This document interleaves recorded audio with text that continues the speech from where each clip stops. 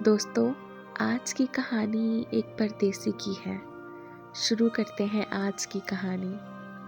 ہمیں سعودی عرب آئے ہوئے 2 برس ہوئے تھے کہ میرے شوہر ارباب کی ملاقات کمپنی میں ایک پاکستانی شخص خالد سے ہوئی، جو اسی سعودی کمپنی میں ملازمت کے لیے آیا تھا جہاں میرے شوہر کام کرتے تھے۔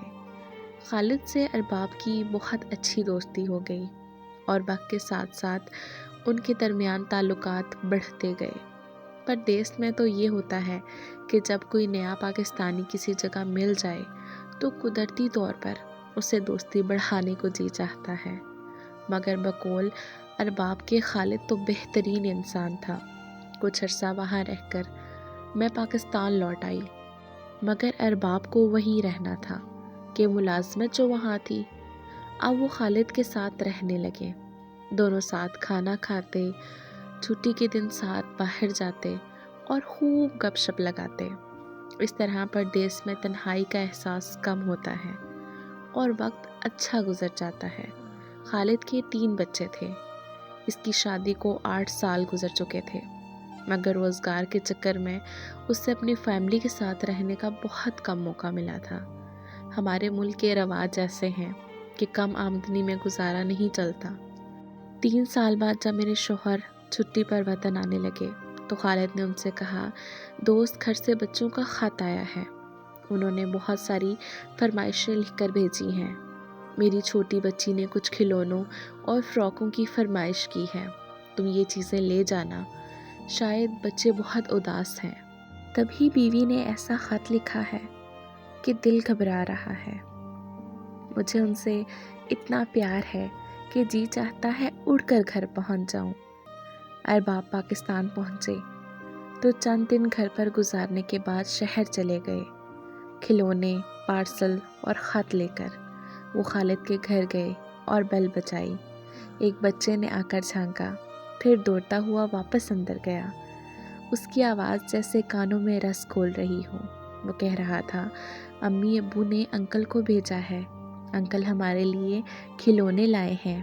ارباب کے ہاتھوں میں پارسل دیکھ کر شاید بچے نے اندازہ لگایا تھا کہ یہ شخص ان کے والد کی طرف سے آیا ہے۔ ممکن ہے اس کو ہر وقت باپ کا انتظار رہتا ہو، یا وہ گیٹ پر ہر آنے جانے والے کو اپنے باپ کا نمائندہ سمجھتا ہو۔ ذرا دیر کے بعد دروازہ کھل گیا۔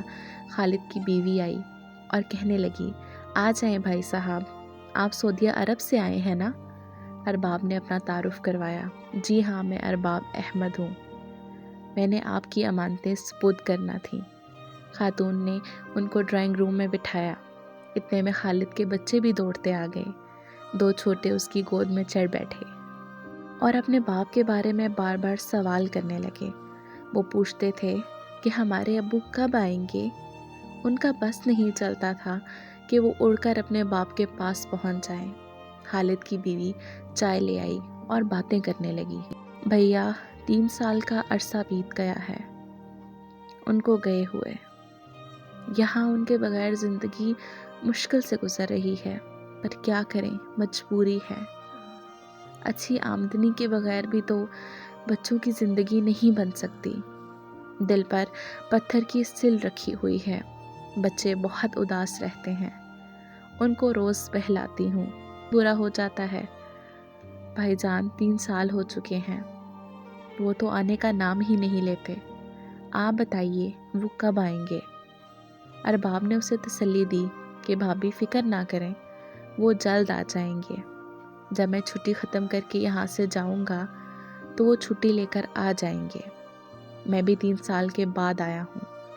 دوبارہ آنے کا کہہ کر وہ بچوں کو پیار کر کے لوٹ آئے۔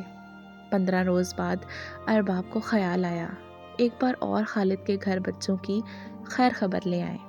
وہ گئے تو بچے اسی طرح دوڑتے ہوئے آئے اور بہت خوش ہو کر ملے۔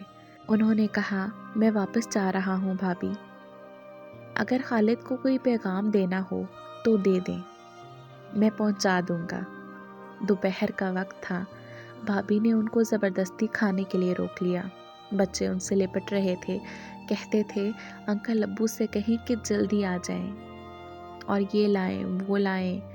غرض بچوں کی فرمائشیں تو کبھی ختم ہونے والی نہیں ہوتی۔ خالد کی بیوی البتہ بولی، بس اب وہ خود ہی آ جائیں تو اچھا ہے، بچے بڑے اداس ہیں۔ تبھی ارباب بولے، بھابھی لگتا ہے آپ بچوں سے زیادہ اداس ہیں۔ اس پر وہ رو پڑی، کہنے لگی، ارباب بھائی، بڑی مشکل سے تو ہماری شادی ہوئی تھی۔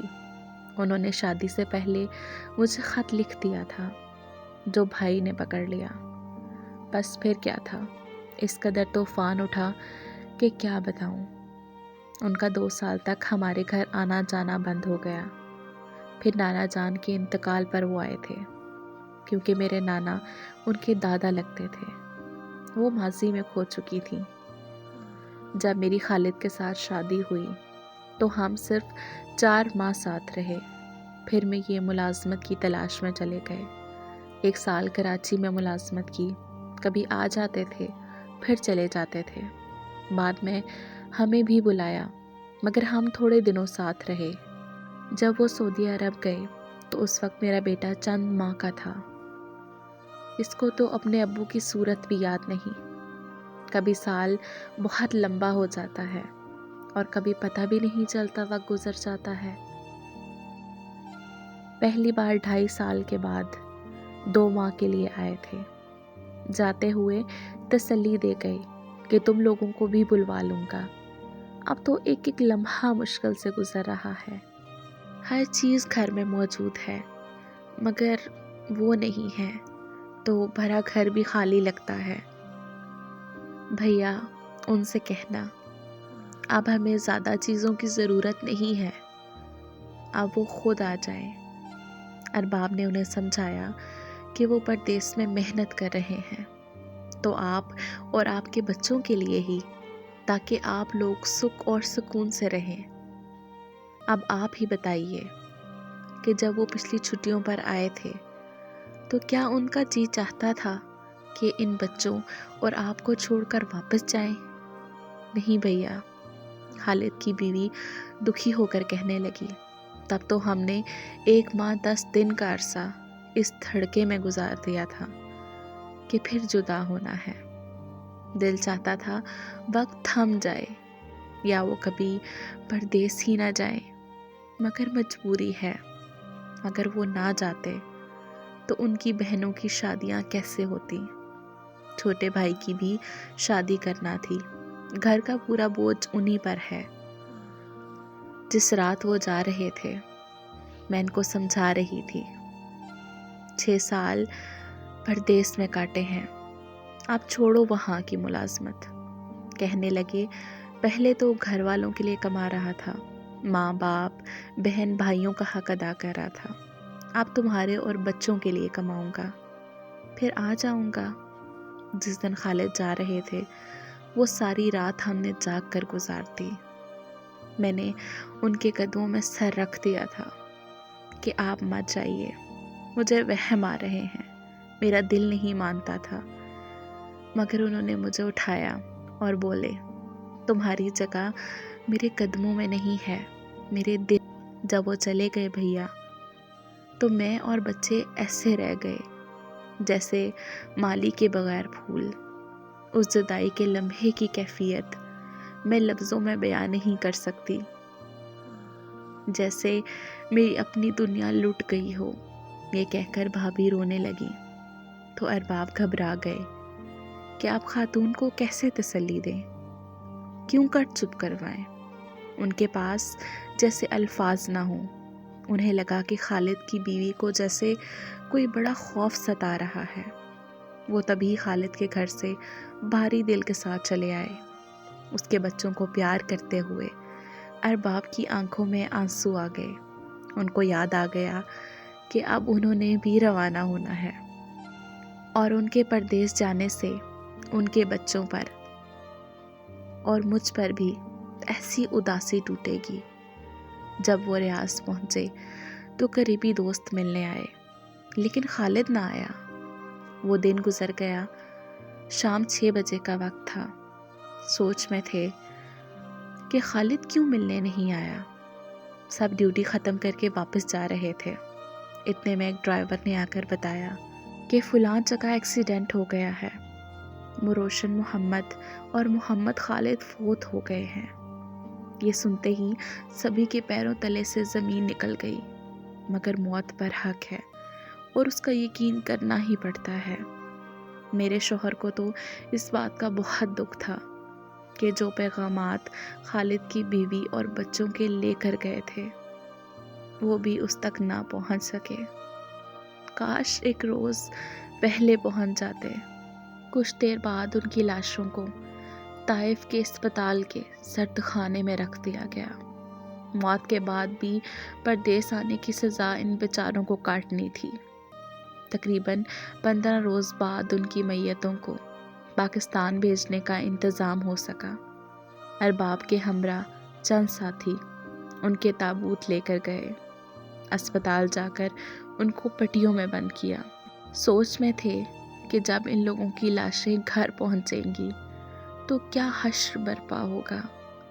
سرد خانوں میں جمے ہوئے پاکستانی نوجوانوں کے چہرے اپنے پاکستانی بھائیوں کو یہ پیغام دے رہے تھے کہ بھائیوں، ہمیں یہ ریال زندگی میں بھی بے چین رکھتے ہیں اور مر کر بھی۔ ارباب نے مجھے بتایا کہ جب ہم نے خالد اور روشن کی لاشوں کو سرد خانے سے نکالا تو نہ انہیں غسل دیا گیا اور نہ ہی انہیں کپڑوں کی قید سے آزاد کر کے کفن پہنایا گیا تھا۔ اس کے بعد ارباب پھر آخری بار ہی ملازمت پر پردیس گئے۔ وہ کہتے تھے وہاں سرد خانے میں جمے ہوئے نوجوانوں کے چہرے یاد آتے تھے تو کلیجہ منہ کو آنے لگتا تھا۔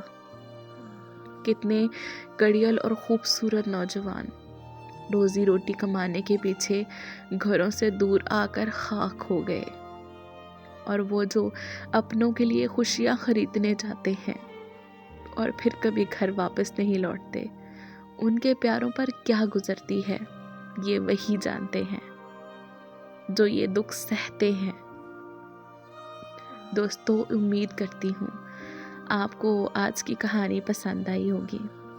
اگر پسند آئی ہو تو میرے چینل کو ضرور سبسکرائب کریں۔ یہ تھی آج کی کہانی۔ ملتے ہیں ایک نئی کہانی کے ساتھ۔